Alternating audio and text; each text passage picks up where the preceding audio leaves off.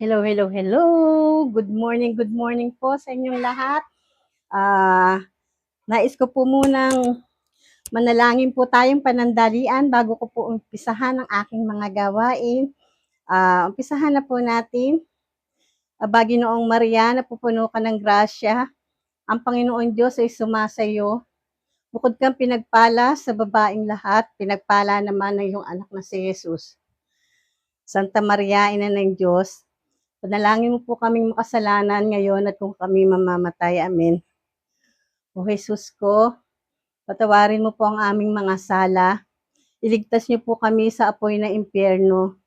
Hanguin niyo po ang mga kaluluwas purgatorio, lalong-lalo na po ang mga taong hindi po nakapagsisi ng kanilang mga kasalanan.